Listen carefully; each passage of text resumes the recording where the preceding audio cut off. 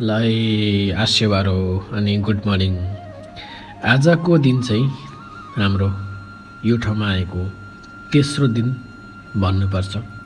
विशेष गरेर स्वर्गीय सुब्बा नन्द प्रसाद तुमखेवाज्यूको जीवनी खोज अनुसन्धान गर्ने क्रममा खोज अनुसन्धानकर्ता यासिली योङहाङ काकासँग म यो तेह्रथुम जिल्ला साबेक ७६ गाविस ओख्रेमा आएको छौँ।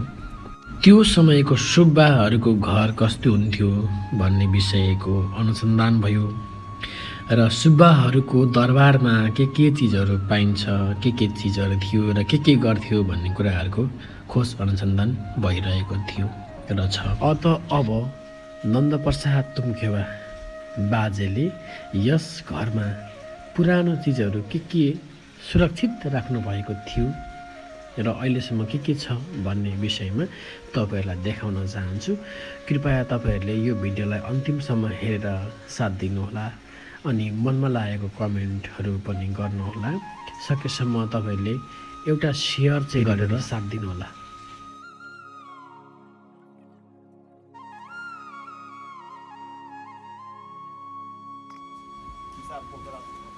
हुन्छ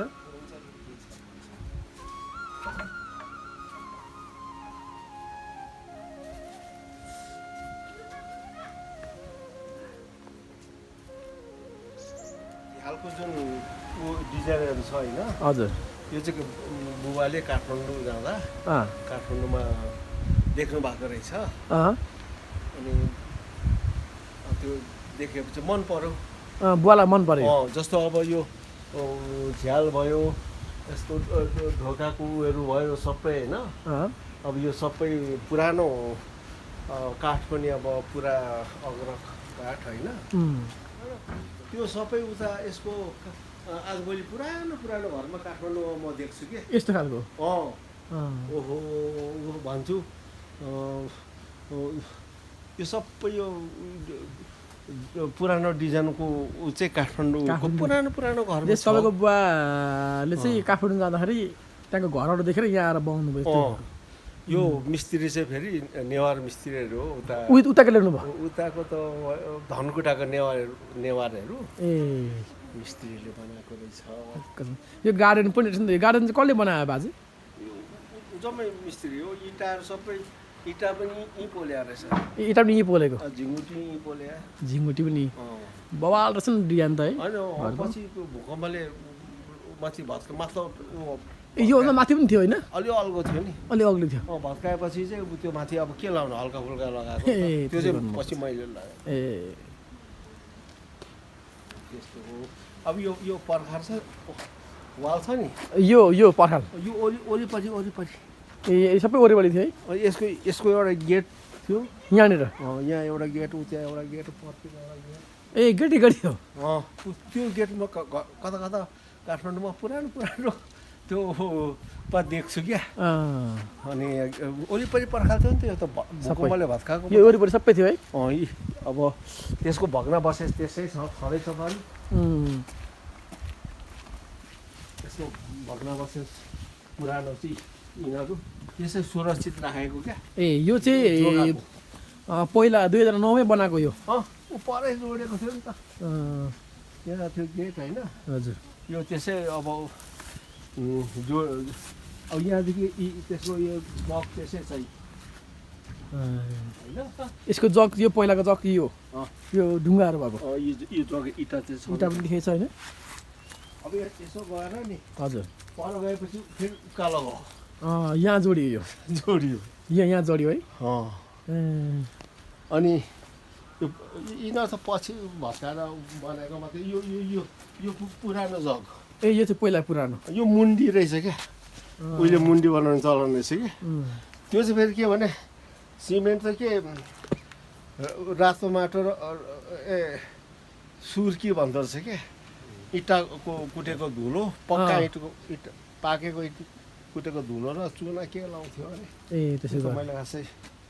अनि कोट्याउँदाखेरि पनि जम्मै के अरे उनै छ नि त, के अरे सिमेन्ट होइन। सिमेन्ट त्यतिखेर बहुत दुःख हुँदो, चिजबिजहरू तालामाथि छ रहेको। हजुर अब कति कुरा उहिलेको एउटा के भने ठेङ्ग्रो भन्ने चाहिँ अब उहिले नै अब त्यो ठेङ्ग्रो पनि थियो क्या सुब्बाले ए त्यो बदमासहरूलाई त्यो खुट्टामा बाँध्ने के भन्थ्यो नि त्यो खुट्टामा हुलेर लगाउने ठेङ्ग्रो चाहिँ छैन।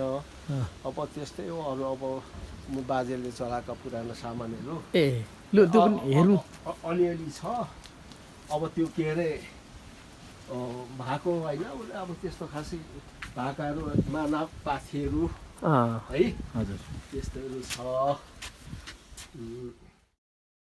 ल आउँछौँ हामी आइहाल्छौँ है ल ल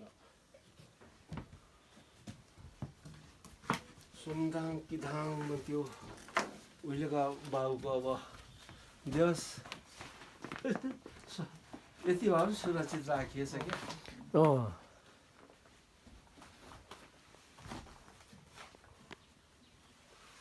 उता पनि बाज्यो माथि पनि सर्को एउटा सानो यो टोपी होइन त टोपी बनाउनु हुन्थ्यो टोपी बनाउनु लाउनुहुन्थ्यो यो के मासु माडेर रेडी बनाएर धनकुटामा। अब यस्तो धनकुटामा पनि थियो एउटा बक्स अब त्यो केही छैन भन्छन् केटाकेटीहरू। त्यो कान्छी बहिनी जुन थियो नि ऊ बस्थ्यो धनकुटामा अनि त्यो कृष्ण कुमारी पनि बस्थ्यो। माइली तपाईँको माइली बहिनी पनि बस्नुहुन्थ्यो पहिला धनकुटा उनीहरू पढेको हो नि त।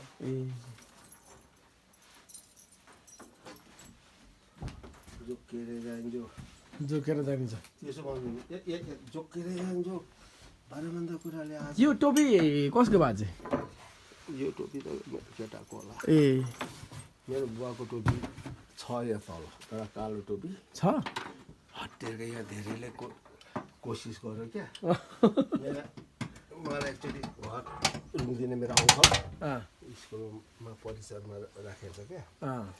ऊ त बहुत खोजी गर्यो टोपी त्यो चाहिँ ऊ लाउने म लाउँछु भन्दै थियो क्या।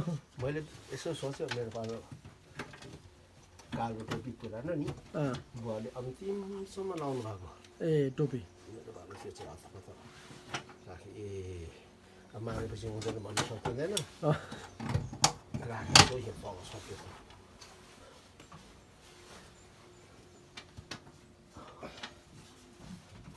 के चाहिँ बाजे सुन्नुपर्छ यो जान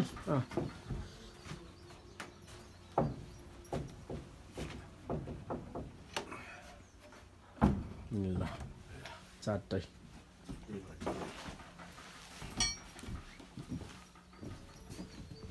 त्यो टोपी चाहिँ कहाँ छ बाजे एकचोटि देखाइदिनु ल बिस्तारै हिँड्दैछ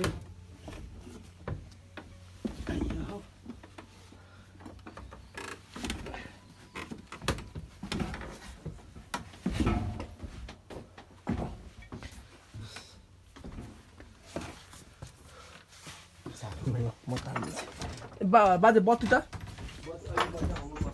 ल के चाहिँ बाजे यो उहाँले काठमाडौँबाट ल्याउनु भएको यो कल्की यो कल्की यो त चिरिएर एउटा हाँगा गयो होइन यत्रो ल्याउनु भएको यत्रो थियो त्यो त म पनि थाहा पाउँछु यो बिरुवा होइन के साह्रो पनि यो च्यातेर गएको यहाँ फागिएको यहाँबाट बुवाले नन्द प्रसादले ल्याउनु भएको नन्द प्रसादले रोप्नु भएको यो सुन्तला सबै 9 सालमै 9 सालमा कस्तो बाँचेको यो 9 सालमा यिनीहरू त्यो हेर्नु त माथि ढुङ्गाले हिर्काएर यो पनि खोडे भएको। अब यो ऊ तिनीहरू 9 सालमा रोपेको सुन्तला अझै छ है छ त कसरी यहाँको उसँग मिलेको क्या 9 सालको बिरुवा यिनीहरू 9 साल के घर बनाएको साल रोपेको होला नि त विचारमा अनुमानले पनि मिलाउनु पर्यो नि मिलाउनु पर्यो होइन अनि त्यस्तै भयो उहाँको टोपी चाहिँ अन्तिमसम्म टोपी त्यही छ भन्नुभयो होइन त्यो उसले नसोधेको भए त नखोजेको भए त म थाहा नपाउने नि यहाँ राख्नु छ यहाँ लुकाएको नि हेर्नु त लुकाउनु पर्दैन त छोत्रोको जति छोत्रो त्यो महत्त्व हुँदो रहेछ त्यो त हो नि अब अहिलेको मान्छेहरू हामी चाहिँ नयाँ मात्रै खोज्छौँ खोज्छौँ नयाँ चाबी लाउनु भएको छ यसको चाबी खुकुरी चाहिँ खतरा रहेछ आज खुकुरी त राजेको होला नि यो त प्राइभेट खुकुरी यहाँ बनाऊ यहाँ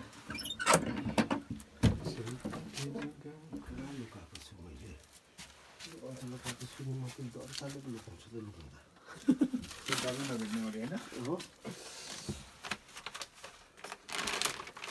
ए बुवाले बेला बेला औषधि हुन्छ भनेर पानी यसमा खानुहुन्थ्यो ए यो चाहिँ केमा हो र बाजे केमा हो यो चाहिँ यो गिलास के को गिलास यो यो काठको यो के पो भन्छ यसलाई यहाँ पानी लगायो भने रङ चेन्ज हुन्छ अर्को हुन्छ ए हो र खोइ बाजे एकचोटि छौँ त के को काठ हो यो रङ चेन्ज हुन्थ्यो हो रङ काठ छुट्टो हेर्नु ऊ त्यो होला हौ के भन्छ त्यो काठको होला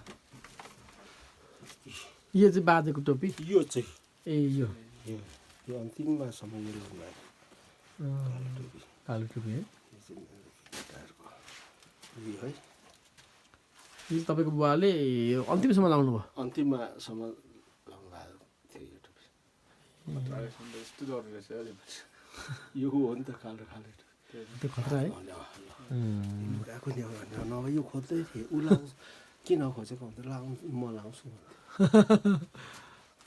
कहाँ भएको टोपी दिन्छ हेर्नु होइन इतिहास यो इतिहासको काम लाग्यो नि त यो बाजे पनि राख्नुहोस् ल यो लु यो यहाँ राख्नु भयो यसमा खानुहुन्थ्यो यो पनि के सम्झना आएर मैले राखेको यस्तो कति के सुझाव राख्नु भएको रहेछ अब ल बाजे अरू केही छ यहाँनिर देखाउनु पर्ने चिजहरू कुनै उहाँ हुनुहुन्छ भवानजित लिम्बू स्वर्गीय सुब्बानन्द प्रसाद तुमखेवाको छोरा अन्तिमसम्म भिडियो हेरेर साथ दिनुभएकोमा सबैमा विशेष धन्यवाद अर्को भाग चाँडै ल्याउनेछौँ नुगेन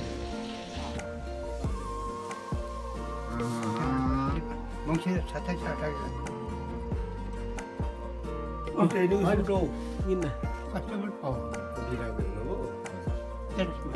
हुनुभयो